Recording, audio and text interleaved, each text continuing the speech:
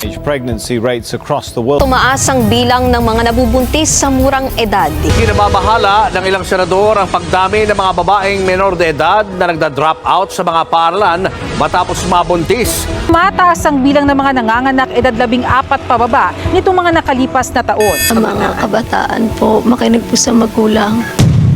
Iya, Jen! Gawas na diha!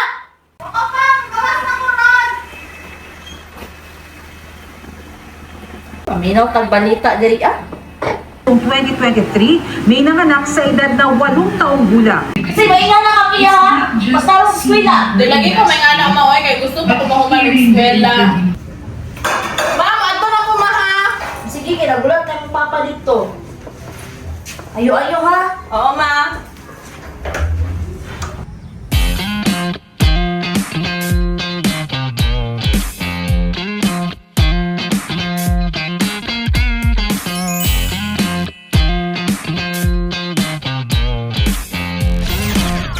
Ha?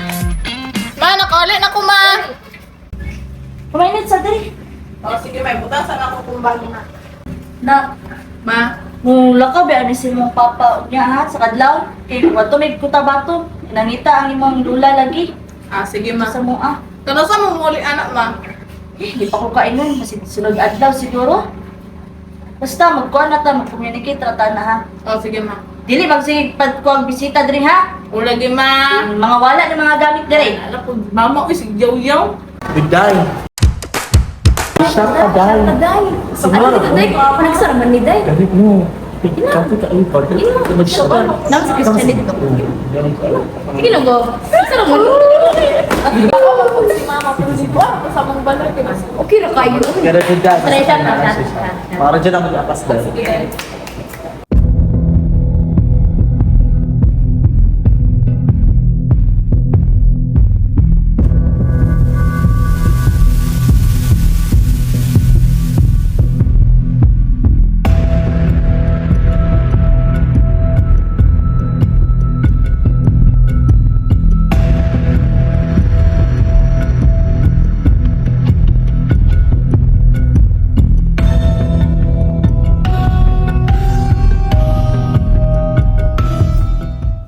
Kira ka?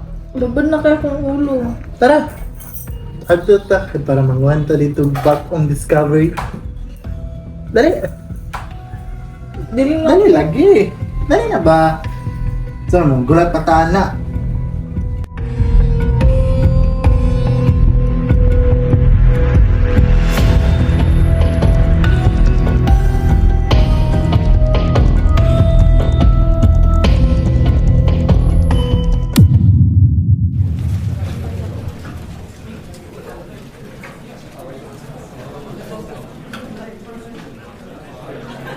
Dali, dali ka Day.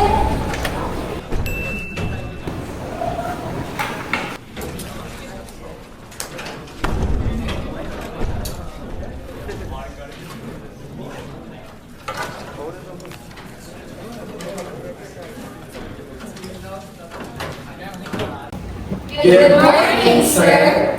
You may now see. So today, everyone, our topic is about teenage pregnancy. What is teenage pregnancy? A teenage pregnancy, which is a girl that is a teen, an average of 13 to 19 years of age, na mabuntis. So it's important for it's a public health issue because nowadays affect a physical, emotional, and social economic well-being of both young mother, and their children. So a teenage pregnancy may have to do this how reproductive, Nawasa ka yung class visitores? Mood na po, sir. Ang sakto. Dayon mong bati unang sa tingka ng pagpikas. Kailangan mo na confirm si Christian Day. Ano di ay? Siya na sa napoy sa biyo. Unsa man. Importante lagi. Sana tayo magkakita sa data. Ha? Ha? Buntis?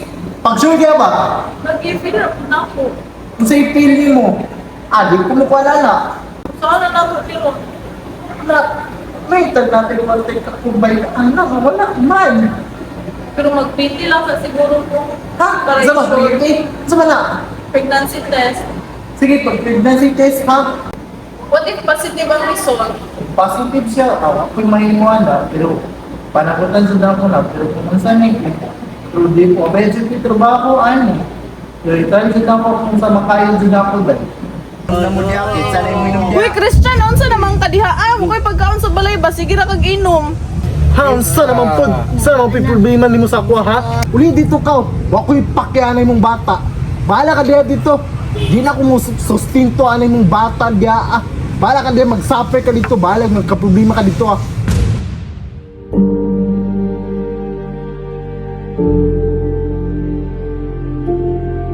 Ayo! Day, Kia, kumusta naman ka? Pwede ka di mainhan ka.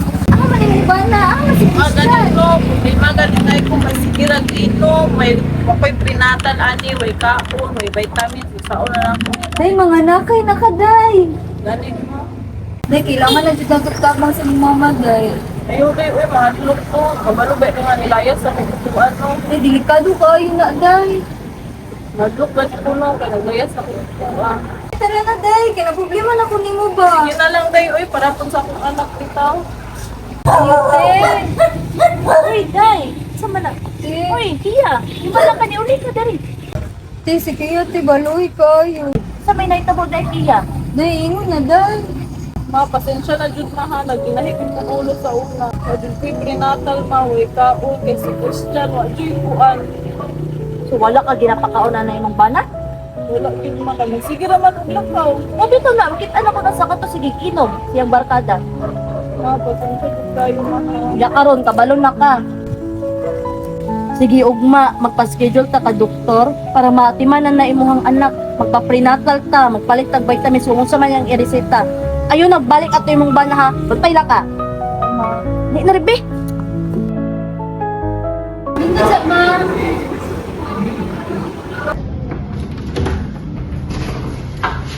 Hello, Kia! Kaya nagpakuan mo sa inyong prenatal. So, wala pa today ka pa prenatal.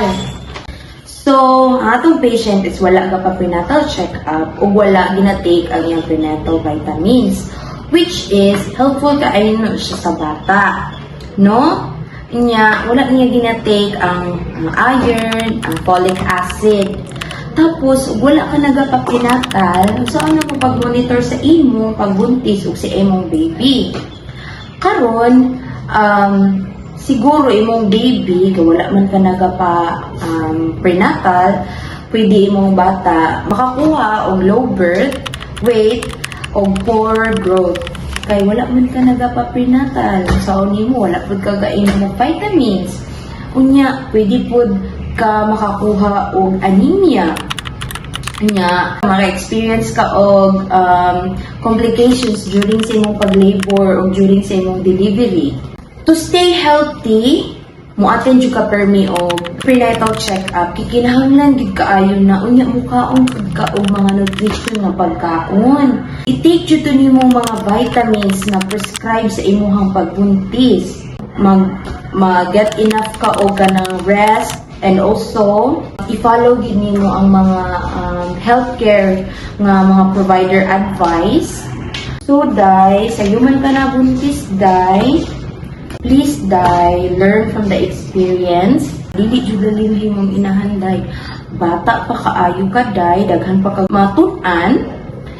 Early pregnancy already carries risk. Kabalo ba ka, Day, nga ang teenage pregnancy, Day, kay dili pa jud na sila ko anday kay mga bata pa kaayo mo. Wala mo yung mga prenatal nga care or taking care of yourself means taking care of your baby.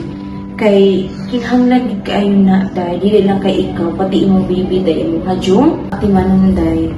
So mooro to dahil kailangan gid nimo magpa-prenatal, no? Magpa-prenatal ang pag-inom sa iron and ang folic acid dahil. And of course, mukaon jud ka og mga healthy foods para sa imong baby, Day. So, patulang, Day. Unya, salamat, Day. Sa pamamagi pamamagitan ng tamang edukasyon, suporta at pagkikinig ng walang panghuhusga, matutulungan nating makagawa ng mga tamang desisyon ang ating mga kabataan at magkaroon sila ng mas maliwanag na bukas. Sapagkat ang bawat pangarap ay nararapat mamigyan ng pagkakataong matupad.